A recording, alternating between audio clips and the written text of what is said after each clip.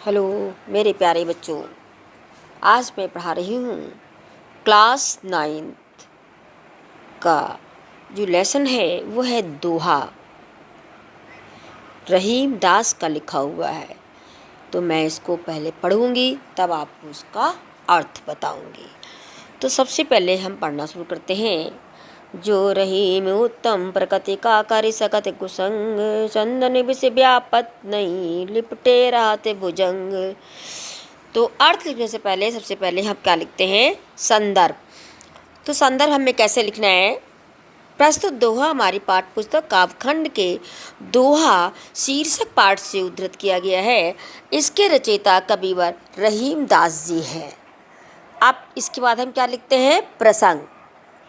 तो प्रसंग में लिखेंगे, प्रस्तुत दोहे में ये बताया गया है कि श्रेष्ठ स्वभाव के लोग बुरे के साथ में पढ़कर भी अपनी श्रेष्ठता को नहीं खोते हैं, नहीं त्यागते हैं।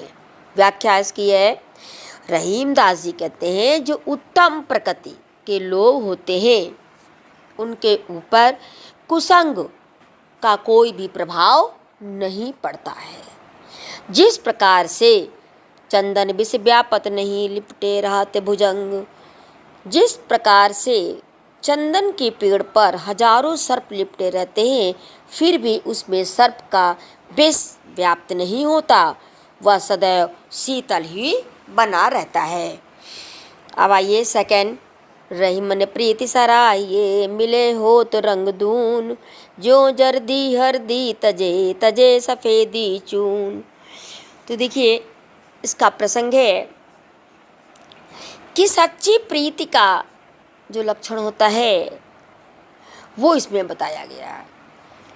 तो रहीम दास जी कहते हैं उस प्रेम की, रहीमन प्रीति सराइए, उस प्रेम की सराहना करनी चाहिए, उस प्रेम की सराहना हमें करनी चाहिए जिसमें प्रेमी से मिलने पर प्रेम का रंग उसी प्रकार दूना हो जाता है।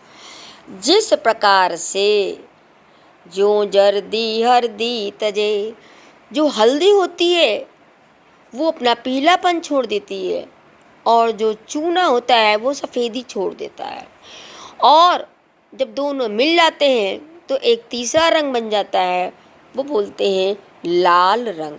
तो ऐसे दोस्त की या से प्रेम की प्रशंसा करनी चाहिए।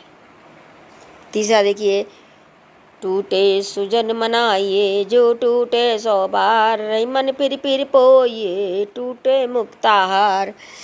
रहीम